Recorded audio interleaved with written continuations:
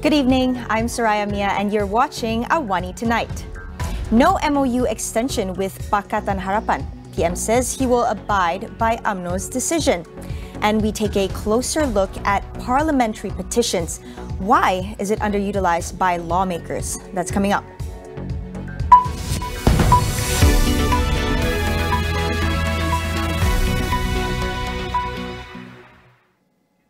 The Prime Minister will abide by UMNO's decision not to extend the MOU with Pakatan Harapan after expiry on July 31st.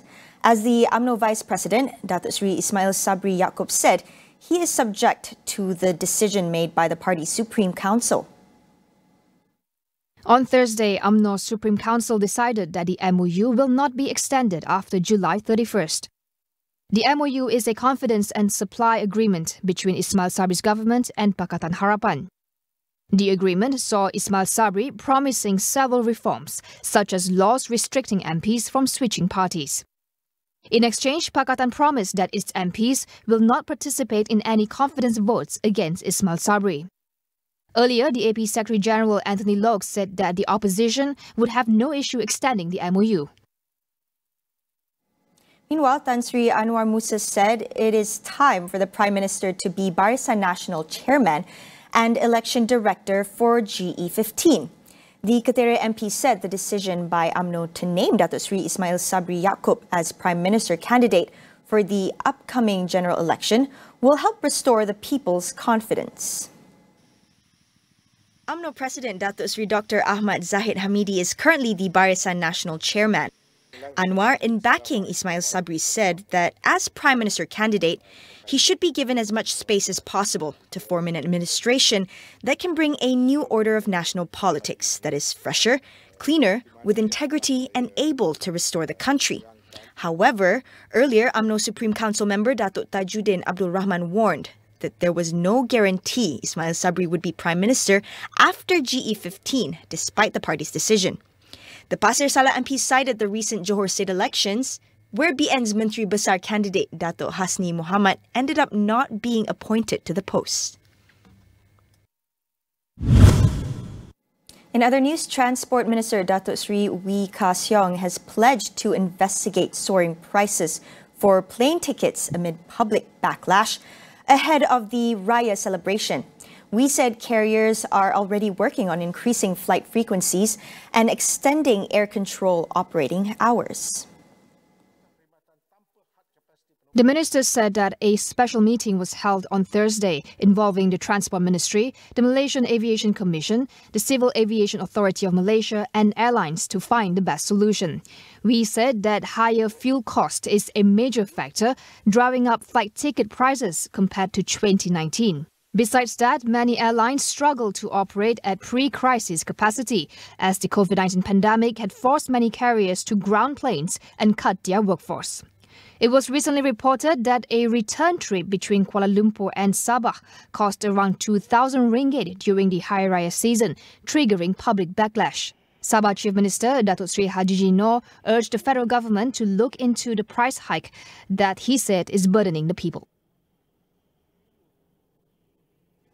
The second COVID-19 vaccine booster dose will be given free of charge on a voluntary basis under the National Immunization Program. Protect Health CEO Dr. Anas Alam Faizli said the second booster is to ensure optimum protection among the elderly and vulnerable. He urged high-risk individuals to obtain better self-protection against the virus in view of the upcoming Hari Raya festivities. On Thursday, Health Minister Khairy Jamaluddin said individuals above the age of 60 with comorbidities in Malaysia will now be given the option of taking a second COVID-19 booster jab. Dr. Anas said that elderly who are healthy and above 60 years old without high comorbidities could only opt for the second booster on the advice of a medical professional. As the government's pandemic policies change, how too will the role of Protect Health, which is charged with galvanizing public-private partnerships, evolve? We speak to its CEO, Anas Alam Faizli, about the immunization program and beyond. That's coming up on Consider This. Tonight, we take a closer look at parliamentary petitions, which, according to researcher and parliamentary consultant Maha Balakrishnan, is underutilized in the Malaysian parliament, even though the mechanism exists under the standing orders of the Dewan Rakyat. Parliamentary questions happens on a daily basis, every sitting, and it happens in the morning. And we all think that is the first item of substantive parliamentary business that happens, right? MPs ask questions, ministers are compelled to answer questions. And then we move into the next part of the proceedings, and it's usually just government business, right? Because that's how the agenda is set. But petitions, in terms of where they fall on the general agenda, they come up even before parliamentary questions. So what that means in Parliament is this: if a petition is actually submitted to the Dewan Rakyat, and if everything of that petition is in order, then that petition gets to be discussed, at least presented in the Dewan Rakyat before parliamentary questions, let alone government business starts. So imagine the impact that that can have, right, on an issue that perhaps the government isn't keen to deal with or doesn't have time to prioritize. According to Maha, parliamentary petitions are commonly practiced in parliaments in the UK, Australia, and New Zealand.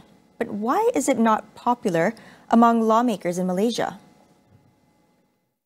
So I think part of the reason that so few of us actually know of it, or so few MPs and even other state lawmakers know of this process, is because it is very vague. It's very vaguely drafted in the rules, and really the rules and the processes are not transparent. So there are key elements, for example, in the petitions process for the Dewan Rakyat, which are not spelled out in the rules. I'll give you an example. The Dewan Rakyat rules for petitions doesn't say what the minimum number of signatories is, right? It doesn't say that when someone signs a petition, is it enough for them to just give their names, or must they give their addresses as well? Do they need to go a step further and give their IC numbers? So all these very crucial bits of information are missing, right? But at the same time, every petition must be approved by the Secretary and the Speaker of the House. So if they find that a petition is faulty because it doesn't contain something which they deem to be essential, then the risk is that that petition may be rejected. Unlike the Dewan Rakyat, Sabah and Sarawak state assemblies clearly spell out rules and information about minimum number of signatures and details of a signatory needed to bring forth a petition. The parliamentary petitions process is actually available even at state level. So most DUNs have a petitions process in their rules as well.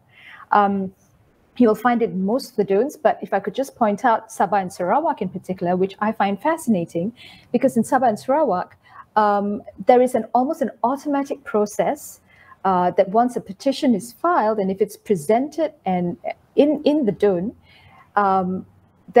that petition will then be sent to a committee of the DUN to be debated and reviewed, which then means that committee can call for evidence, can call people before them, can call government officers in as well to discuss the issues raised in that petition. Now, that is, in Malaysia, that's pretty revolutionary. Yeah, that ability to send a petition into a committee so that it can be further reviewed and deliberated and investigated is something that we find in more established democracies, like in the UK and Australia, Canada, and so on. Now we'll be right back after the break.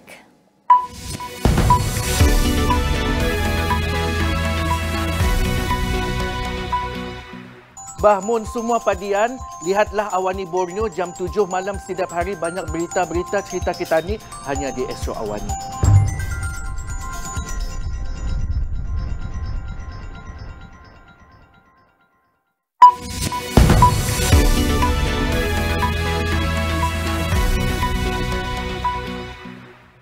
Welcome back. The Health Ministry plans to introduce a drinking water quality law that enforces safety standards for drinking water in Malaysia. Water quality specialist Dr. Zaki Zainuddin discusses the existing quality of water in Malaysia and what the new law should cover. The Ministry of Health Malaysia, when it comes to potable water supply for the public, they prescribe two set of standards. One is the raw water that's being abstracted. We call it it's under the National Drinking Water Quality Standards. Okay, so basically, is the quality of water that's being extracted prior to treatment, the raw water. Okay, so that's one set of standards that the Ministry of Health prescribes, and then it goes to the treatment plant. Then the water is treated and then supplied. And when water is being supplied, that's another set of standards that the Ministry of Health prescribes. Okay, so that means you have to at least meet the treated water standards. So okay, I'll give you an example for you, a simple example. Okay, if you talk about bacteria in the water, according to the National Drinking Water Quality Standards, after the water has undergone treatment, there cannot be any bacteria present. The water leaving the treatment plant. So how is that achieved? That is achieved, via chlorination, by adding chlorine. Because chlorine is a disinfectant. So when you add chlorine, that basically kills off the bacteria. So water that leaves the treatment plant, is not supposed to have any bacteria. And that is part of the MOH standards that I mentioned just now. It's only that, as I mentioned, that prescription is not part of a regulation per se. It's a standard, but it's not in any law per se. It's more like a directive or a guideline by the Ministry of Health. A law in place, he said, would set clear parameters on what constitutes as safe drinking water. The consistency in meeting those parameters, that is the most basic thing that, in my view, that has to be part of this upcoming act. But besides that, it's what we discussed earlier also. It's about that last mile connection. It's not just about water leaving the treatment plant per se. I mean, you can assure the water leaving the treatment plant is of a certain standard. But as I mentioned also, anywhere in between, there can be potential causes for contamination that can happen. So hopefully, under this act, that aspect will also be addressed. Because as you pointed out just now, can the government guarantee that the water can drink directly from the tap after this? Would you want that? Would that be nice, isn't it? On to international news. Clashes broke out between Israeli police and Palestinians at the Al-Aqsa Mosque, a major holy site in Jerusalem. At least 152 Palestinians were wounded. It was not immediately clear what sparked the violence. Israeli police entered in force before dawn as thousands of worshippers gathered at the mosque for early morning prayers. Videos circulating online showed Palestinians hurling rocks and police firing tear gas and stun grenades. Tensions soared in recent weeks with a series of attacks by Israeli Arabs and Palestinians that killed 14 people inside Israel. The situation is heightened as Muslims observe the holy month of Ramadan, coinciding with the Jewish celebration of Passover and Christianity's Easter festival this year.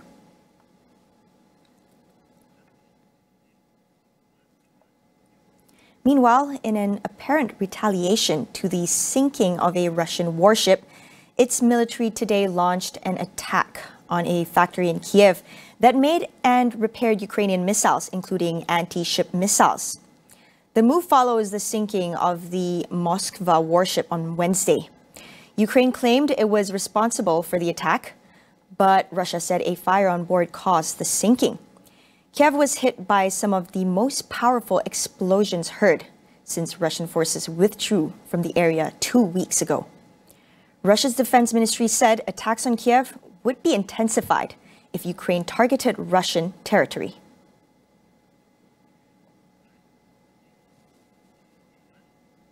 That's all we have for you on AWANI tonight. For the latest news updates, head on to astroawani.com or the Astro AWANI app. I'm Soraya Mia. Thank you for watching, and we'll see you again.